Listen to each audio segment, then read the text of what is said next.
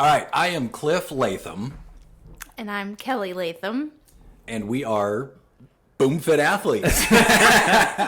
Awesome having y'all. Age, please. Give us your age. I know we've done a podcast, Cliff. Well, so I just turned 53 on Christmas Day. And what's today? January 5th. Yeah. So a week or so ago. Not too long, so. And I'm 44. Awesome. So we have kind of recently, well, you guys, let's start with this. You guys joined the gym, Cliff, almost 2 years ago. Right. Summer of 2019. Correct. But really committed in the summer of 2020.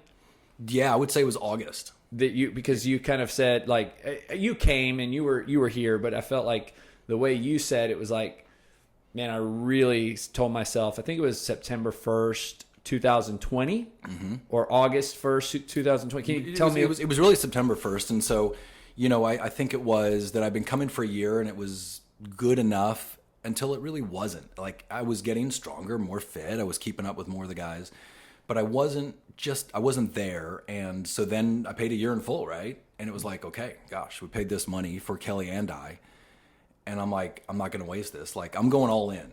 And then the hard 75 was what took it to a whole nother level, which started right at that time. But I just decided I'm going to get serious about this and see what I can do with it. Yeah. And we recorded a whole podcast. So, anybody listening, for sure, go listen to that one. Kelli, let's start with you. At 44, you're a mother of four.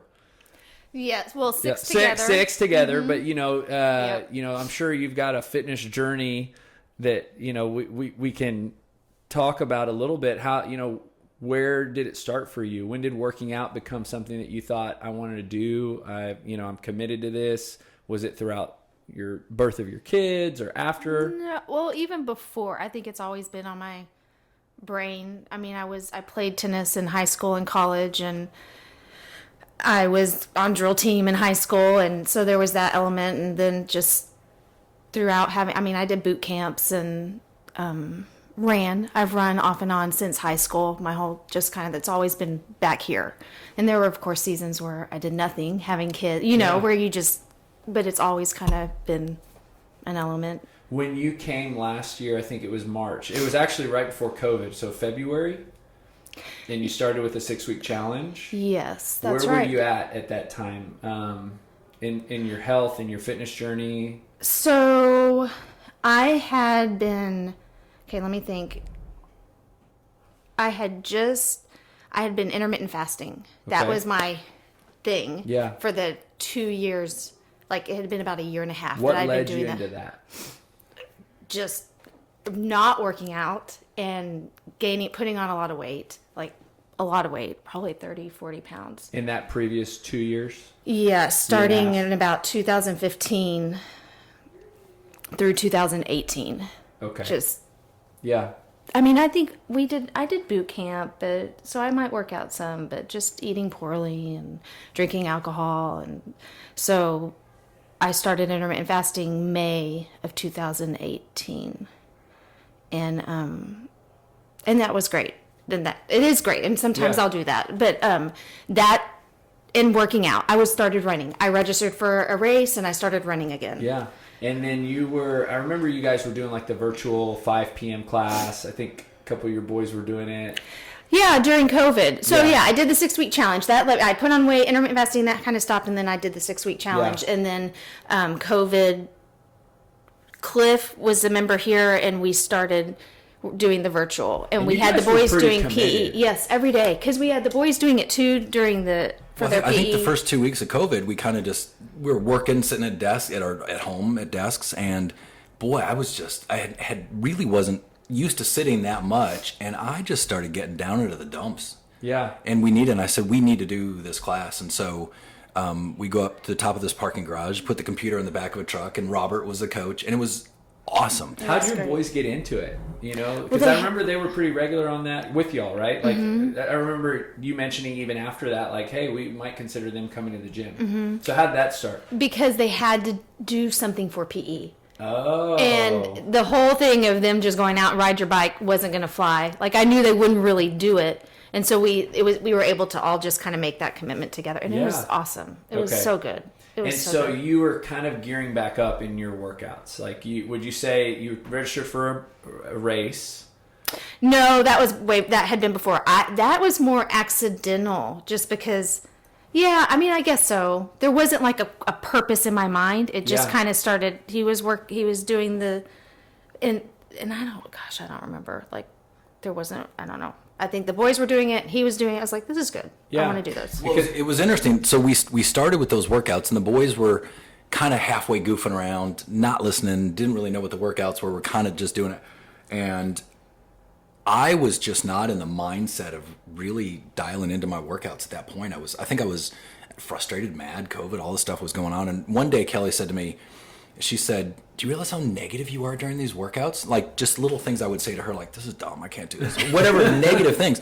And I stopped, I was like, wow, I am. And so I said, okay, from this day forward, I'm going to be positive about every movement we make, everything we do. And that changed my workouts went to another level. But what was more interesting is all of a sudden, like on that day, instead of letting the boys do kind of goof around, I started being like, come on guys, like, let's pay attention to the workout. Here's what you do, and helping them and coaching them. And they really started doing the workouts. They started getting more fit. Like, it started helping everyone. It was an amazing experience. And it was funny, when your gym opened back up, we were almost disappointed. Yeah. Super excited. Yeah. Right? Because we wanted to come back. But there was a part of like, that was a really cool season in our life of doing that with them and watching them grow. Yeah. And then realizing that I'd gone through a thing of like, that I was negative about everything that was going on, and I changed my mind and it transformed. So it was cool. I think it's safe to say a lot of people were in a funk Yeah. at that time. Well, a great thing too is that they had football camp that summer, so it really prepped them for that. And I think John, our 15-year-old, realized that, and was there were, he felt stronger going into football camp and then starting football. So you guys came back in the summer, I guess May 18th. I remember, and we have a photo album. We had a photographer that comes in like once a week, and there's pictures of Cliff specifically with your shirt off. Compared to now, I mean, it's crazy where you were in June. I'm even shocked. And really, even that was there still through August and September. Yeah. So tell me about, everything led to this, what we'll call this hard 75 that you guys took on, but I'm trying to kind of paint the picture of where you guys had been in the previous year or 6 months that ultimately led to committing to 75 days, very intense, and we'll dive deep into what that meant for you and why you did it specifically at the time you did. But in the summertime, where were you guys in your fitness, nutrition?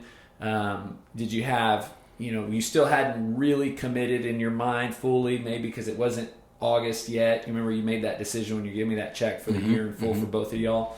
So where were you in that summertime in terms of your headspace for working out and eating right? I feel like it's where most people are when they say, yeah, I work out and eat pretty well. I mean, I watch what I eat and I work out. I think that's where most people are, where it's, yeah, you work out, you're a little stronger than you would be if you didn't. You're relatively fit, but there's a whole nother level to be discovered that you don't realize until you really dial it in. And it shocked me. Even me being a trainer and being a collegiate athlete, right? You forget. And so I was okay in the summer. I was okay, but I wasn't. You know what I mean? Kelli, how about you? I mean, that's a good point. I think I thought I was okay. Well, but I also felt the blah of COVID and coming off of that. We went on a trip. Colorado. And I was kind of eating whatever, drinking, wine at night, and intermittent fasting when I to keep it all just like at bay, but then just, so yeah, not working out a ton. So I did feel like, I remember Diana, who works with us, turning and saying, why don't you just make a goal? Or she made a goal. And I was like, you know what, I'm going to do that. I'm going to run a marathon. And that was the start, I guess. Why a marathon? Like, a lot of people set goals. You just go right out for a marathon. Well, okay, so she was going to run the BCS full. Okay. I've run a marathon once. I've done other, like a half. I don't know. I had told myself I'm not going to ever train again. It's too much training. I wanted something hard to go for. Like, I just wanted that. Yeah. and I felt like there was time because the kids, they have school, but kind of not. Like it was, things were canceled and I wasn't running around the way that I was, used to. So you mentioned intermittent fasting a couple times. I want to just kind of get it almost sounds like it's like a Joker card to you. Like, if you play cards, like, oh, how does that work for somebody listening who maybe has a perspective on it or has no clue what it is? How does it play that way for you into your overall nutritional mindset? Like, sounds like, it's like, I can intermittent fast. How did you come to that realization that that's a strategy for you? Because I lost weight and I Because feel it worked great. for you. And I do feel great. When I when I have a non-eating period, a fasting So window. you do like a 6 hours or 8 hours of food, the other 20 or 16? Yeah. Can you tell us For a long period of time, it was 16 to 18 hours. I think 18 hours. I would start eating at 11 a.m. and I'd stop by 5. And so I did that for, a year and a half. And so now what kind of frequency? Well, I don't, like over Christmas, I did like 2 days and it was like I may have fasted 13 hours, 14 hours. I thought, well, that's something. But if I'm really trying, then maybe 16. Got it. And when you do it, what is the thought that goes in your mind? Because it doesn't sound like it's on any specific like schedule. Like, I'm going to fast on the first of the month. It used to be that. Okay.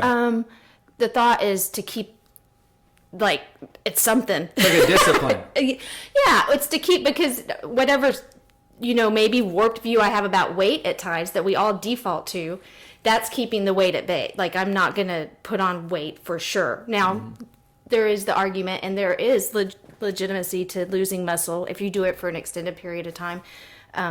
But also mental clarity, because what did I say? I fasted the other day. I was like, it's just amazing, the mental clarity.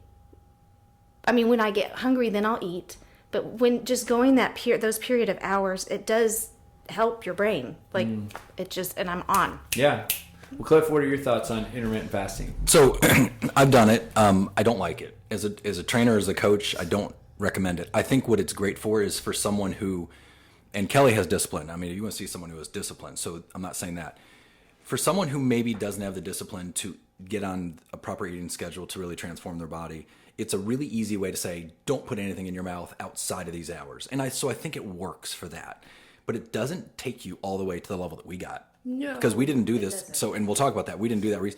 So I like it if there's someone that's just struggling. They're like, I just crave this. I want this. I'm like, all right, let's put you on intermittent fasting. So I use it as a tool, but it's not the best way to do it. No, it's great. And again, I poke at it if I poke or ask questions about it, because again, we're setting the stage for this experience, right? And I don't know if there was intermittent fasting involved. It sounds like there wasn't.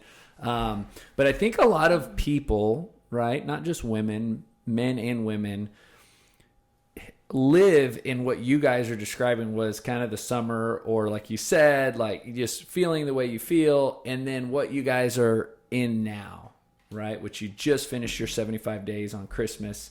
And so going into the 75 days, what was the official start date? I don't remember. It was the beginning of October. If it ended Christmas Day, I guess. Okay. So I guess you committed in your head you gave me the check. We're paid in full for a year. We're going to start coming to the gym more. What happened after that? So I don't know. I don't think I changed my eating during September. But I committed to coming 5 days a week. We would skip Saturday because you could run on Saturday morning and I just didn't work out. I needed 2 days off. So I was coming 5 days a week. But then I had heard of a Hard 75. It's just an accountability program put up by Andy Frisella, who owns a supplement company, and he has so what it is, it's an app, and you are required, if you want to be held accountable to it, to 2 45-minute workouts a day. One has to be outside, so CrossFit, I consider it outside when the garage doors are open. That's the big debate. Yeah, we debated about that. 2 days ago, because I was reading the 30-day challenge, and it talks about the outside, and garage does not count. Well, I'm going to. There's the answer. Because Kelli and I were debating. I'm like, no, that's my one outside. But otherwise, she would go for a run. Interesting. She didn't go for a run, then we would always go for at least a walk in the evening or something. But anyway, so 2 45-minute workouts. And it says follow a diet plan. So you get to choose whatever you do. And Kelli chose what she ate, and she was kind of looking, do I do Mediterranean? Do I do, just pick something? And for me, it was, I'm just going to eat whole real foods from the earth. I'm just going to keep it at that. And then I'm going to keep it in this calorie range. And then, so I used my Fitness Pal and dialed it in exactly, but I know what to do with that. So I stuck with that. Drink a gallon of water a day, read 10 pages of a book a day. You can choose what you want. No cheat days and no alcohol. I'm like, and so I had heard about this a year ago. Kelli and I were driving back from her mom's house, and I don't know, the podcast came up, and Kelli says, I want to listen to this. And then she turned to me and she goes, let's do this. And I'm like, okay, I'll do it with you. I'd seen it, but I just had never done it.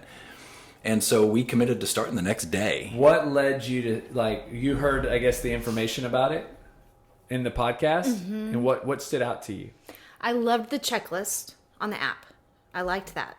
And I don't know if we decided if I was going to join here yet at that point, or I think we already had. You were already in. Yeah. Okay. He signed you up. Okay. So I knew that was happening, and I knew that I was training for the marathon, and I liked that I didn't have to stick to intermittent fasting or keto, that I could just pick, because I wanted to just eat healthy. Do you know what I mean? Yeah. I wanted the freedom to, and so I didn't want it to be, I don't know, restrictions to a certain degree. Like the no sugar is a restriction and no alcohol. I like that, but I didn't want any other restrictions. I just wanted whole, real foods. And I kind of said Mediterranean because I was like, I want, the healthy fats, and I wanted to, but I also want the healthy carb, like the complex carbohydrates. What was the hard, like when you heard the initial checklist, what sounded like the hardest thing that you were going to have to commit to, if any of them? Yeah.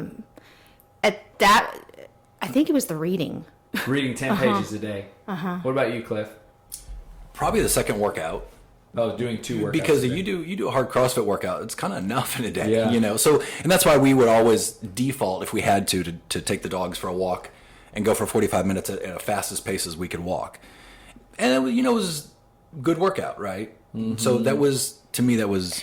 But this is weird. Like, it's weird because I don't think it's normal. Like, I think it should have been what was hard was the second workout or eating for the 75 days. I keep telling Cliff, I don't know what switched. I don't know what switched in our brains to click, easy. To lead up. Easy.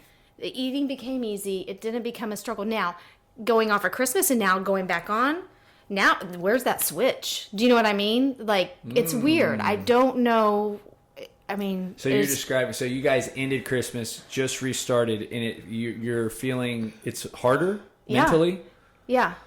Well, you got what you wanted, and now you're in a great place. Well, no, I'm not. I mean, I got what I wanted, but it's like, yes, I got what I wanted, but then the hard part, the hardest part of it is knowing that it was going to end, and wanting to figure out how to reconcile that success. Like, because then you stop. Like, you can't live a lifestyle of doing all of those things for the rest of your life every single day.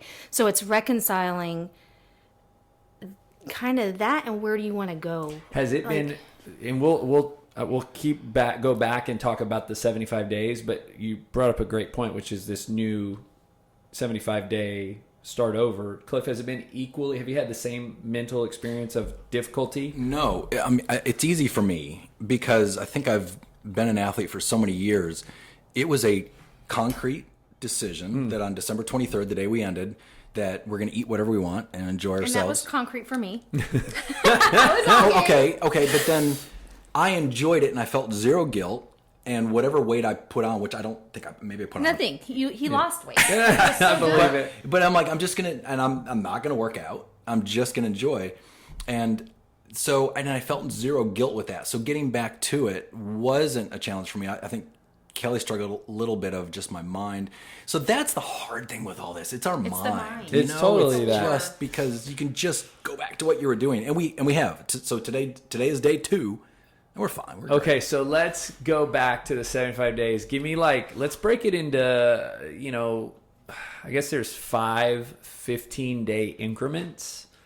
So like the first 15 days, the second 15 days, the third 15 days. I remember seeing you guys here in the gym, and at some point, y'all were barely into this thing, and 30 days and it was Oh my gosh. Yeah, obvious. 40. Oh, that you could tell. Visibly, yeah. So give me a little bit of like what what were the hardest days? Were the first 3 days hard? First 2 weeks hard? First 30? It was the last 3 days. Mm-hmm. Oh Yeah. wow, That was the hardest. We're getting why? close. Because it's Because it was Christmas, or- close and I was done.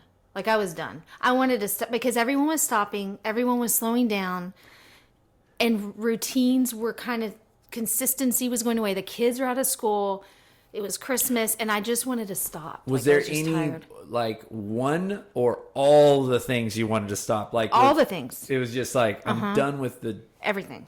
having to do all this stuff and stick to it. So you're saying the first 70 days or 72 days were a breeze? I don't know if it was a breeze. I mean, no, there were times you're tired. I guess it's a breeze in the sense of there wasn't temptation. Like, you're tired. Do you know what I mean? And you're going all the time. And there were a few days I was like, oh my gosh, I almost forgot, to do the second workout. Like, if we had to go take a walk, I was like, for real? I'm going to get 9 up o'clock at at 9 night? o'clock Yeah. and go outside. But it wasn't a war the way the last 3 days. So It was it's funny. a different kind of war that you're fighting. So our last day was December 22nd. So we said December 22nd at midnight, right? And so it was like 10 o'clock at night. And we had bought some alcohol for Christmas, some Yeah. wine and some stuff. And I said, Kelly, it's 10 o'clock. It's close enough. We're done. I said, I'm going to pour myself a glass of wine. She goes, I already did. I'm like, all right, here we go. So we might have cut the 75-day hard short by That's awesome. 2 hours or Yeah. so. But, And so in that, in that 75-day experience, it sounds to me like you guys were very, like, it was just black and white. Like, you do this, you don't do that. And it was accepted and it was understood in your own head, but amongst you guys doing it together, which is another really cool thing is, how would this have been different had you not both been doing it? Very. Oh, yeah. Very. So Kelly said to me, probably the second week, she said, hey, you wouldn't stop at the liquor store and buy something without telling me, would you? And I said, oh, that would be betraying you. Like, there's no way I could do that. Now, if I was doing it just myself. It's like infidelity. Exactly. That's what I said. I'd probably do that before I did this. And but if I was by myself doing it, would I have stayed on it? I don't know. It was a big help to have both of us holding each other accountable. It was huge. It was because massive. if someone else, like for me, if you're this close to somebody and they're doing so many different things, and there's probably times that they would be like, seriously, you're going to go do that again? Do you know what I mean? Mm-hmm. That would be hard. When did I think that's 1,000%, right? Doing it together had to be really cool for y'all's marriage, right? Like your relationship, Well, yesterday, because when we talked about starting it again, that was the thing that I looked forward to the most are the second workouts on the nights. There's 3 or 4 times that we'll go for a walk at night, and we listen to a podcast with one AirPod in that's each awesome ear together. So for we can still 45 talk minutes, and we just walk and discuss. it's so like It is. and I didn't realize how much I liked it until it was over. I was like, I don't think we're ever going to go for a walk again. I said, like no, we need to do this. that's the again. only reason I want to do it again because it was so. Those so let's were talk sweet about times. that second workout. What did that look like? It sounds like you had a kind of a system. So what were the 2 workouts a day? It just depended on the day because of the training for the marathon. So sometimes it was CrossFit and running. Sometimes if it was really hard, I might have just done yoga and running or CrossFit and yoga. But then there was a system, but I don't remember the days. But then when we didn't have that second workout, like if I ran hard on a Tuesday because there were intervals, then or we did CrossFit hard, then we would go for a walk that night. So for my second, it was either I would get on my bike indoors in front of the computer or the Zwift program, so my triathlon bike, and I would ride. I ran a little bit, but I would say more often than not, it was a walk. And it was kind of like, I should be doing more. I should be doing more than that. But there were days that I thought I shouldn't do more. Like I banged myself enough in 6 days in a row of CrossFit. Like it's probably enough for my body. So it was kind of making that decision. I don't know if I'd had a coach tell me that you need to do this, I would have done it. But obviously it worked. It worked like crazy. So like on a Sunday, what were those 2 workouts? For me, it would have been an easy run and then maybe a walk that night, or a yoga and a walk that night. And then for me, it'd be a bike ride and then a walk that night. Gotcha. Yeah. Are they going to look any different now with this new 75 days that y'all just started? It's actually, and we're doing, so there's the phase 2 is 30 days on the app. I don't think they'll look too different. No. I mean, I have the full that I have to run, and then the running will change. Mm-hmm. So the nutrition piece was a gallon of water. Drink a gallon of water. Was that hard? Pretty easy. Easy. I mean, yeah. Which I think is great. Just when you remember, like, there's the forgetfulness. It's not it's this interesting thing. Like on weekends, it's harder for me to drink water than weekdays. Like weekdays, I just bring this everywhere I go. Yeah. But weekends, I don't even drink out of this type of container. So did y'all experience little things like that, like with water or anything that's just like weekends became challenging or not? Let me think. Saturdays were so much the same because we came to CrossFit. So that was pretty... No, I would agree. Sundays were probably a little more, I guess, challenging. It was just like, because you're not in your rhythm. You just got to be more intentional. Yeah. You just got to be intentional to get up in the morning and say, this is what I'm going to do. And a lot of times on Sundays, we get 2 workouts just done and out of the way, and we're done for the day. Yeah. Mm-hmm. So, okay, nutritionally, you could pick any plan. But it had to be a plan. Mm-hmm. So what was your plan, Kelli? Well, I said Mediterranean. Mm-hmm. So... it was, which to me that, and I don't even know, I didn't really do research. To me, that allowed any of the good fats that I wanted, and then complex carbs. Any meat? Yeah, okay. Yeah. It was, my plan essentially was no simple carbs, and, but yes, because I wanted something that allowed the meat, and I wanted fruits and vegetables. I didn't want to, because if you do keto, then there's the whole, and I'm not going to do all that. And it said no sugar. Yeah, no sugar. So did you define that as like sweets, basically? So you or ate, white bread. Like, I didn't eat. But you could eat like wheat bread, whole grain. If it was whole grain, I was pretty particular. Okay. So you ate healthy. Yeah. It was just clean. And then what about you, Cliff? What was your nutrition plan? I wanted to keep it really broad because I've been on all kinds of different eating plans before, and I really just went back to the Body for Life kind of plan. Yep. But I said I just want whole real foods from the earth. I'm not going to be a real stickler, but in MyFitnessPal, it was I'm going to stick in 25% fat, 40% carbs, 35% protein, or 35 carbs, 40% protein. So that's what I stuck with. But whatever it was going to just be whole real foods from the earth. I think the big difference to me was cutting the alcohol, and then obviously no fast food, no going out to eat. And we went out to eat 2 or 3 times during the 75 hard, and we chose good, healthy meals wherever we went. We went to Christopher's once and Republic another time. I remember it was like we just got the best options we could. Didn't worry too much about it. But, it wasn't that strict. I mean, if it fit into the calories and then the macro percentages that you had set for yourself, that I had set, and so for lunch it'd be a tuna fish sandwich with low fat mayonnaise. It fit. It worked in there. So it wasn't like diet food. Do you track every day? Mm-hmm. Yes. Both of y'all. Yes. Was that part of it or no? No, that we decided. That we did. That y'all added that. And what were you going for in a macro breakdown, if you even were? Well, at the end I was, but I always forget. I always have to look at my thing. It was like, I don't remember. I just would look at the little chart. It was, what was it? You told me 30. It was about the same. Yeah. So 25% fat, 40% carbs. Protein. And I probably wasn't protein. Super strict about making Did the tracking do anything? Huge. Yes. How so? It made me more aware, and I actually the weight started going down even faster. It was weird. It was weird. Tracking is everything, and it's a pain in the butt. But when you do it, you can't not do it. And when you look in the mirror and you see those results, and I would cuss every time I did it. It was so.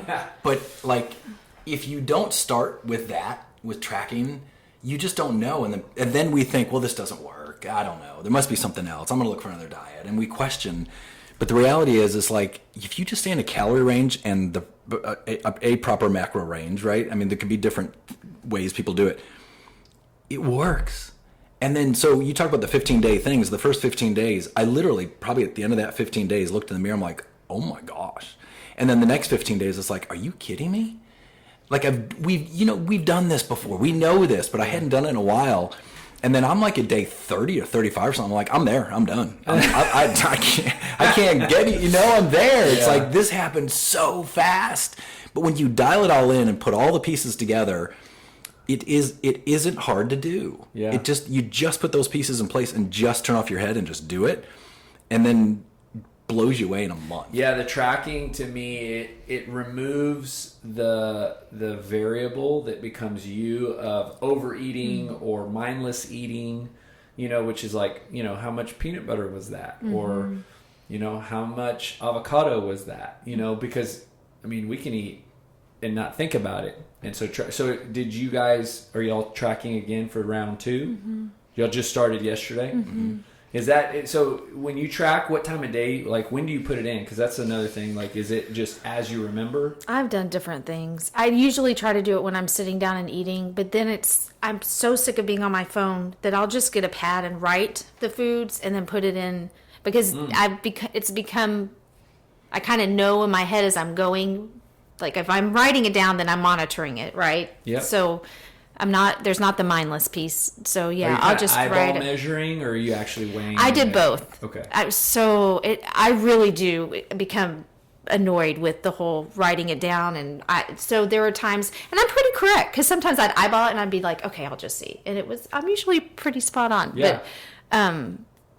But at the very end, Cliff and Diana would emphasize, like, if you really want it, like this is when it kind of starts mattering. Like, you need to start measuring all of your food. Like, if you want to go to another level or whatever, But one thing I don't want to forget to say is that because we ate that way, I attribute the it not being difficult to eat healthy, because we ate like all the nutrients. We had all the nutrients. Yes. There were no cravings, like zero cravings. Zero cravings, never hungry, totally I fulfilled. didn't feel like I needed to have a cheat day. Do you know when I was intermittent fasting, Saturdays I wouldn't intermittent fast. Like I'm fine. And we'd have I'm totally chocolate content. chip. We'd have chocolate chip pancakes for the kids, and zero desire to eat one. Wow. None.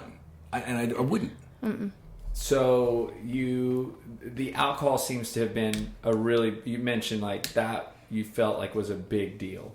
How do you think it affected the overall program? Like, if somebody was to say, I can do all except the alcohol, is that a deal breaker? Like, is that going to not give you the results that it did for you? So for the program, it's a deal breaker. For our results, it's absolutely a deal breaker. Mm-hmm. My before and after pictures, my face, I look 10 years younger. Wow. But here's what happens is that, and here's the drinking. Like, I love whiskey and bourbon and scotch, and I'll pour a small glass, and I'll sip it. And I kind of have a rule, like 9 p.m. and after, but not before that. And then I'm done for the day, and I'm going to watch a movie or do something, just relax and drink. Well, that one drink can turn into 2, 3, and even 4 sometimes. It can just come like, oh, I just want a little bit more to help myself get to sleep, right? And you get into this routine of like, I'm fine. Like, I get up in the morning and I can work and I'm successful and I'm good. But you don't realize until you quit, and it takes a week or 2 or 3, and it keeps getting more and more and more, where you've been living in this brain fog. Mm-hmm. But you didn't realize it because you thought that was normal until you aren't in it, and you look in the mirror and think how much younger you look, how much more confident you are, for sure, in the way you look. But you're so much more clear and so much more productive. You get up in the morning, you can just go. And then when you go to sleep at night, you just fall asleep. And I wear this Whoop strap, right? And my recovery was all of a sudden was like in the red all the time, and sometimes in the yellow, but it was like yellows and greens all the time. So my recovery went up dramatically. Like, it was so worth not drinking. And then when we had some drinks over Christmas, I can tell you right now, I'm done. Like, I'm done drinking. Because I felt horrible. I started falling to kind of little depressed feeling. Oh, huge, yeah. Well, okay, not you huge, no, but not even. like, okay, so not even little. Like, big time of like, just like, I don't want to do anything, no creativity. I'm feeling lazy. I just want to sit around. You sleep. You sleep longer. It's another thing is my energy level, because I would just get up and I'd go. And how impactful, it sounds like the alcohol thing was huge. For Cliff. How about for you, Kelli? Was it to that degree? I would say yes. It impacts me emotionally, and so that's going to kind of taint my thought process about how I feel about myself, and yeah, I mean it did. It's a battle though, period. Like, both ways it's a battle. Here's how it really makes a difference is that when I drink, I'm really funny. I'm really, really hilarious. Kelly's like really angry. That's so not true. But no, I mean, it's funny how it changes your outlook and your personality and how we talk. And it's like during the 75, talk about good for your marriage. Wow. I mean, we had some just great deep talks that that we really hadn't done. There was a big difference in that, I would say. The alcohol. Well, and it sounds to me like, here we are as people who embark on this 75-day challenge, wanting really more of a aesthetic benefit. Like we want the external, we want the abs, we want to dress the pant sizes, whatever it is, the face, And it sounds to me like this, like that piece, the way you guys just described that, like you got so much more out of that than any of, the other stuff came too, but it's like, wow, for you to have that mental clarity and confidence is huge. For sure. And for you to be able to narrow it down to that specific one, y'all did 10 things or 8 things, but to know that one thing had that much impact on the whole experience is really cool. Okay, so I want to make sure I didn't miss anything. Water, nutrition, 2 workouts, no alcohol. Selfie. A picture every day. Take a picture every day. Yeah, tell me about that. That, like, we had to take That a was a pain in the picture. butt. It was, half the time we did like regular selfies, like full body selfies. And then half the time I was in bed remembering and I just was like, click. Take a picture. Just like, there's a selfie. But it was, the transformation, it's good. Like, you can't not do it because the transformation was amazing. Like, it blew my mind. My before and after. So my before pictures compared to my halfway pictures blew my mind. And my before pictures till right before Christmas, unbelievable. And I know I could have done more because there was like the 2 or 3 weeks before Christmas. I'm like, I should go on a real cutting phase diet. And I didn't. Like we do for Body for Life. Yeah. And there was things I could have done and done the second workout. I just didn't because I'm kind of like, I'm there. Like I get off 1 more % body fat, but you know what? I'm there. But just how fast and how astounding the results came. It was just blew me away. Like I have never been. And you said you noticed 30 days in, it was like, oh my goodness. Yeah. Wow. Well, when was the competition here? November 6th. Okay, so the pictures on that day were like, oh my gosh. But you've even gotten leaner, and Kelly, you for sure too, both of y'all, like Since then, since November 6th, because I remember you. Yeah, because I look at the November 6th pictures, I'm like, I wasn't the ones, like I would say, I don't know how many, maybe 3 or 4 more weeks past it. Yeah. That's when I was like, I didn't know I could look like this. I didn't know that I could have abs. Well, she never had abs. She always said to me, she goes, I've had 4 kids. I have this extra skin. I can never get rid of this. But she kept going. And she was like, ripped. It blew my... And then my body fat at the very last day, it was 15% is what it showed on it. Wow. I was like, did y'all do that gosh. before? Did you test? No, but I had tested it. We looked at the... You probably had it in March, so you have some data in there. Yes, and then we had one at YogaPod that I did it on, and it... what do you remember? It was like 24%. Yeah, so 24 down back to 15 was I think her transformation. Do you know what yours was? So Cliff? I think mine was 18 down to 11%. Wow. Yeah. And I think, and I kind of questioned that 11. It looked leaner than that. Like just you and I. You said that to me too. Like I think you're lower than that. But anyway, regardless. And I think the interesting thing that you just highlighted, Kelly, was like your delayed progress, just given whatever factors, and then Cliff kind of saw a little bit more of an immediate, like within 30 days, and then you're like, well, I didn't feel that way until 2 months. And I think that's the value of 75 days, right? I mean, it's, a lot of times some people are going to see results in 30 and some people aren't.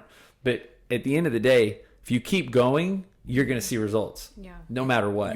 You are. I think a big thing for me too that I want to say is one of the things that's always bothered me in our culture is the whole glorifying of the dad bod thing. That average dads or people our age, in their 30s, 40s, 50s, that it's okay to have this gut, And it's like, man up. Really. Like you can do this work and be a warrior. You can be a soldier. You can be that protector for your family and be that man.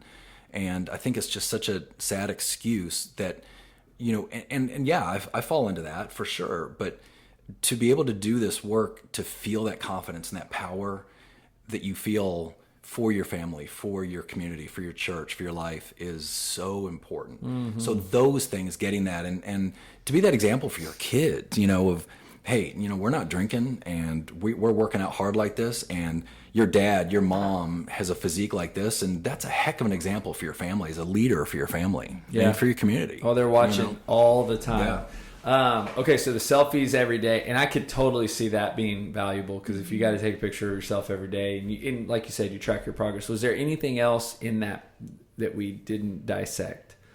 Does that pretty much cover it on the 75 days? I think so. Okay, so round 2 started yesterday. Mm-hmm. 30 days, kind of same thing. Mm-hmm. Feeling a little not as motivated, not as excited. So where do you go from here? Yeah, I don't know. I think that's the war.